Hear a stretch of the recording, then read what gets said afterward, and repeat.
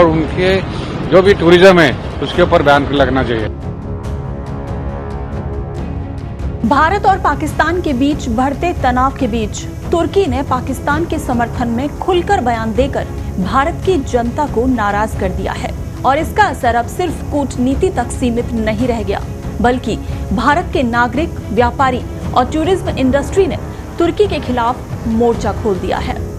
जी हां, राजस्थान के उदयपुर, जिसे एशिया का सबसे बड़ा मार्बल निर्यातक माना जाता है, यहाँ के मार्बल व्यापारियों ने तुर्की के साथ सभी व्यापारिक संबंध तोड़ने का फैसला किया है।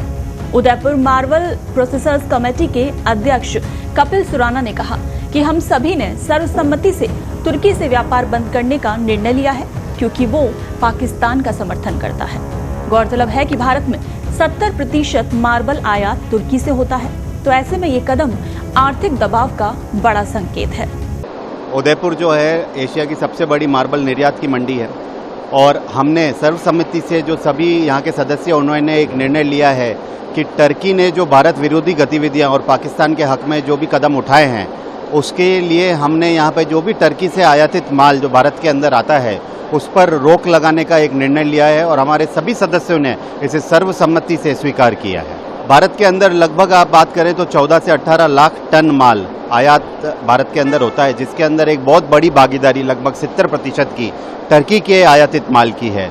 और अगर इतनी बड़ी संख्या के अंदर भारत के अंदर टर्की का माल आता है तो कहीं ना कहीं हम उन्हें सपोर्ट कर रहे हैं और उन्होंने जो राष्ट्र विरोधी गतिविधि अभी जो करी है उसमें अगर इस माल को पूर्ण तरह से उदयपुर ही नहीं और भारत की समस्त एसोसिएशन अगर रोक देती है तो कहीं ना कहीं ये एक बहुत क्लियर मैसेज पूरे अंतर्राष्ट्रीय कम्युनिटी को जाएगा कि सरकार ने जो इतने गौरवपूर्ण कदम जो उठाए हैं अभी उसके लिए सरकार अकेली नहीं, उनके साथ उद्योगपति और समस्त भारतीय सरकार के साथ खड़ा है। टर्की के से भारत के अंदर बहुत ही विभिन्न कलर के माल आते हैं। बेज कलर जो कि एक बहुत ही प्रसिद्ध कलर है, ट्रेवर्टाइन के अंदर भी आता है, वाइट कलर का माल भी आता है। तो आप देखेंगे टर्की से एक वाइड रेंज का माल हिंदुस्तान के अंदर आता है जिसकी अनुमानित लागत भी बहुत बड़ी है और अगर इस पे कहीं ना कहीं रोक लगाती जाती है तो उससे भारतीय जो माल है उसको भी बढ़ावा मिलेगा।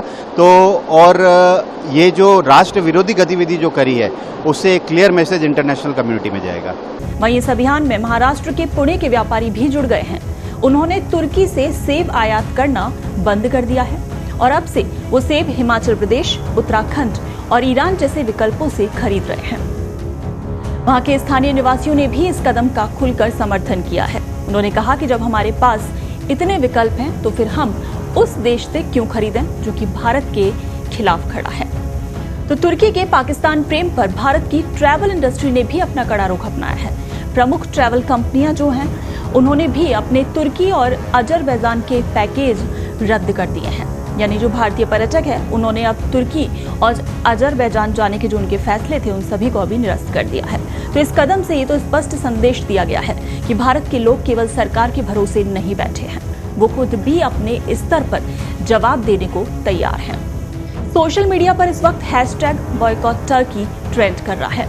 कई यूजर्स टर्की के खिलाफ भावनात्मक और देशभक्ति से भरी पोस्ट कर रहे हैं। वहीं इधर कुछ राजनीतिक हस्तियां भी इसके विरोध में हैं। शिवसेना सांसद प्रियंका चतुर्वेदी ने भी सार्वजनिक रूप से टर्की के बहिष्कार की अपील करते हुए कहा कि भारत को अपनी एकता और सम्मान के साथ खड़े रहना चाहिए। टर्की द्वारा पाकिस्तान के समर्थन में बयानबाजी करना अब उसके लिए महंगा साबित हो रहा है। भारत में जहां व्यापारी, आम नागरिक और इंडस्ट्री के लोग खुलकर राष्ट्रहित में अपने कदम उठा रहे हैं, तो ये सिर्फ एक राजनीतिक विरोध नहीं बल्कि आर्थिक और सामाजिक एकजुटता का प्रतीक बन चुका है।